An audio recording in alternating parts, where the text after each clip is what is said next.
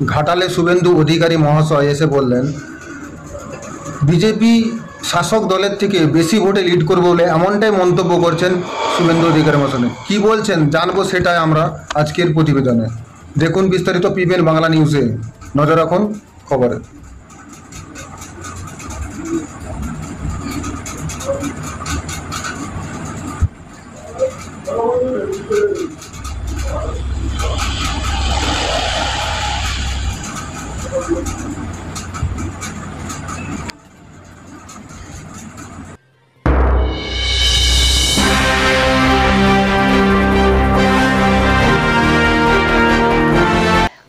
লোকসভা পরিদর্শন করলেন শুভেন্দু অধিকারী। ঘাটালে এসে বিরোধী দলনেতা শুভেন্দু অধিকারী বললেন ভারতীয় জনতা পার্টি ঘাটালে জিতবে।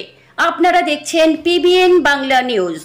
ঘাটালে শুভেন্দু অধিকারী বললেন আগামীকাল 8টার পরেই ইভিএম খোলা হলেই বোঝা যাবে তৃণমূল কংগ্রেসের থেকেও অনেক বেশি ভোটে লিড করবে ভারতীয় জনতা পার্টি, ঘাটাল জিতছে বলে মন্তব্য করলেন তিনি এবং বললেন তৃণমূল মানেই চোর ডাকাতদের প্রশ্নের উত্তর আমাকে দিতে হবে। তিনি আরো বললেন শাসক দল তৃণমূল পরিচালিত রাজ্য সরকার মহামান্য আদালতের কাছে চর খেতে খেতে অভ্যস্ত হয়ে পড়েছে।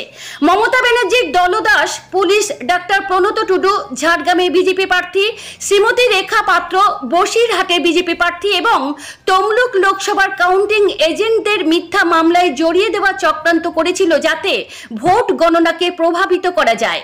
মহামান্য উচ্চ আদালত সমস্ত তদন্তের উপর স্থগিতাদেশ দিয়েছেন।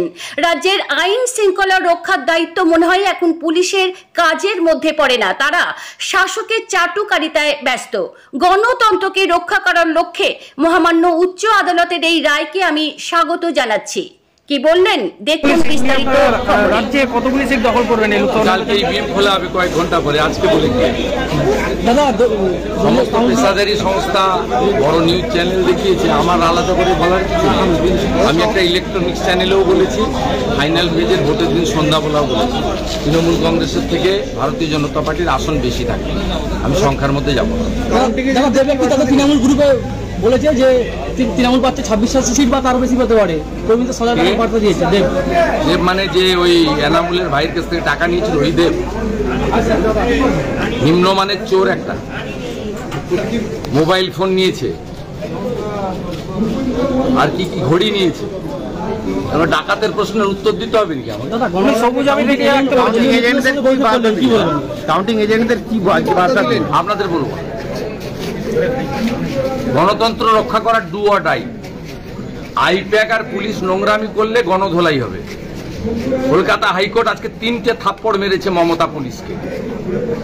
এক, নন্দীগ্রামে আমাদের নেতা 6 জন নেতাকে একটা মুসলিম মেয়েকে ডেকে এনে ফলস মামলা করিয়েছে। এত নিম্নমানের মমতার পুলিশ, এর ফল ভোগ করতে হবে। এত পাপ করছে, ধ্বংস হয়ে যাবে। আমরা ঈশ্বরে বিশ্বাস করি।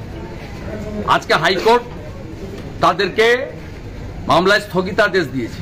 ডাক্তার প্রণত টুডুর মতো একজন জনজাতি মূলবাসী কৃতি ডাক্তার, তাকে এই কাছেই গড়বেতার খড়কুসমাতে কিছু মমতা ব্যানার্জির জিহাদি, জঙ্গি, টেরারিস্ট শাহজাহানের মতো প্রকাশ্যে মেরেছে, মাথা ফাটিয়েছে। তারপরে তার নামে জামিন অযোগ্য ধারায় মামলা করেছেন, সেই মামলা স্থগিতাদেশ দিয়েছে। রেখা পাত্র শক্তি স্বরূপা বেরমজুর 2-তে আরেক শকত মোল্লা লুট করছিল, অত্যাচার করছিল, সেখানে গিয়ে বাধা দিয়েছিল। সেই কারণে তার বিরুদ্ধে জামিন অযোগ্য মামলা করেছিল, সেটাও কলকাতা হাইকোর্ট আজকে স্থগিতাদেশ দিয়েছে।